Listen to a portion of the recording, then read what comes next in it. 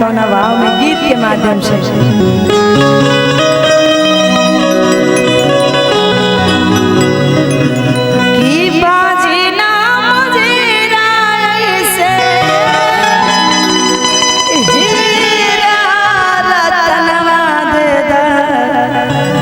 कहते राजा जी कि राजा जी खजनवा देता, रानी जी गहनवा देता। हमारे कृष्ण जी का जब जन्म हुई थी उसी दिन से बधाई मांगने का परंपरा चलते आ रहा है तब से, कि अभी के जमाने में कोई बच्चा अगर जन्म लेते हैं तो हमारे घर लोग बधाइयाँ मांगने आते हैं और कहते हैं कौन भाव में कि बाजना मुझेरा ऐसे, बाजना मुझेरा ऐसे, हीरा रत्ना ए हो कि राजा जी खजनवा देता, रानी हो कहनवा देता, राजा जी खजनवा देता, रानी हो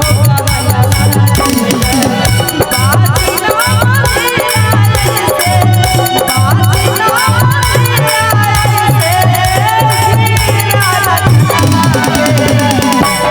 कहते राजा जी बधाई हो, बधाई हो। हाथ उठा के हाथ ऊपर उठाइए ताली के साथ बोले कृष्ण कन्हैया लाल की जय हो। बाजना मुझेरा ऐसे, बाजना मुझेरा ऐसे, हीरा रत्ना देता। राजा जी के राजा जी खजनवा देता, रानी हो कहनवा देता, राजा जी खजनवा देता, रानी हो कहनवा देता।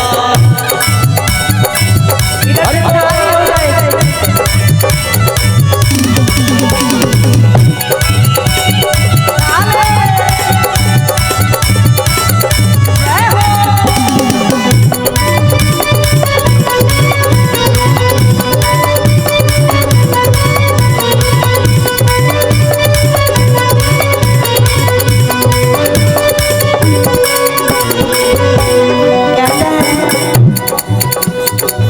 ऐसे काम नहीं चलने वाला है।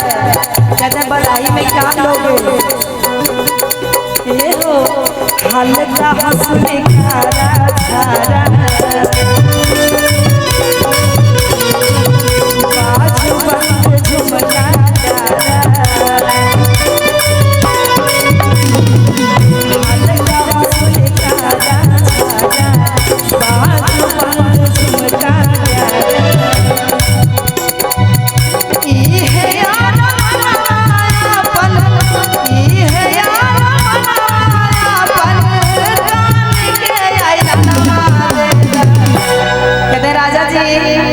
मेरा यही अरमान है भैया, इसको व्हाइट करके रखिए, अभी लाल पीला नहीं करने का, जब रिकॉर्डिंग चलेगा ना उस वक्त कर लीजिए, इसको व्हाइट करके रखिए, वीडियो में वहाँ प्रॉब्लम हो रहा है।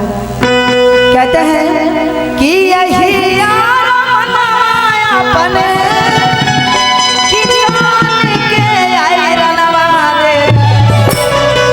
हे राजा जी, राजा जी खजनवा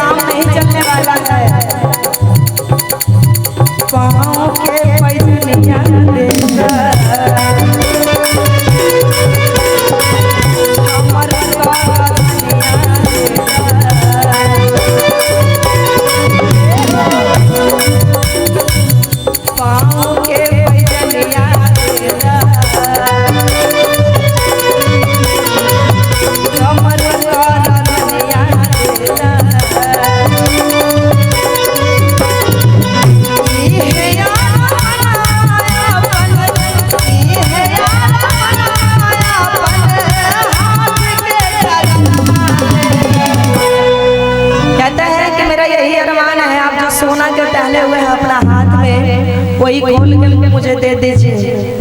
कि है यार मनाया अपन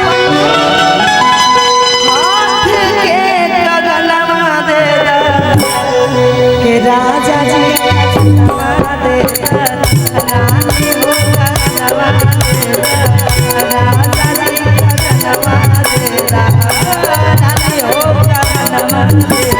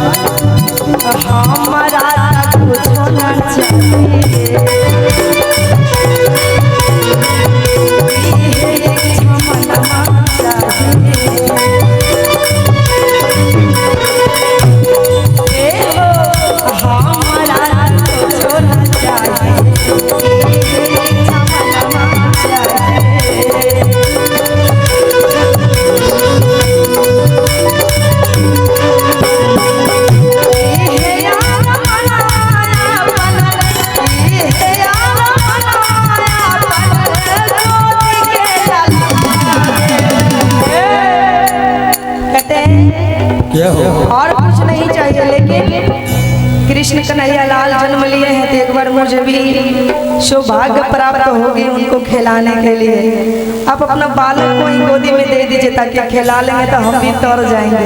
क्या जब हमारे कृष्ण कन्हैया लाल जन्म लिए थे तो गंगा मैया कितना उफान मार रहे थे उनका पैर छूने के लिए, सबको पता होगा। क्या कहते हैं कि है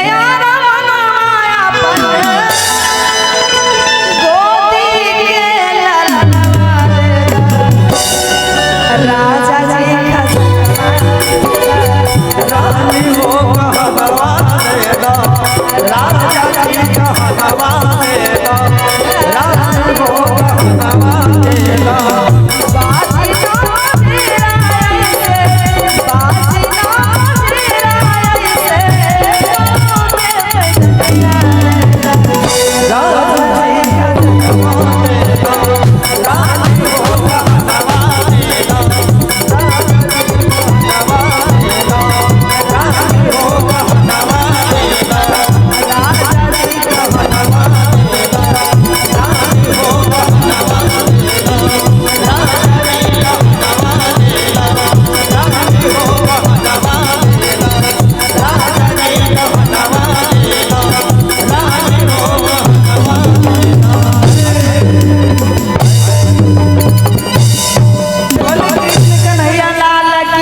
जय हो।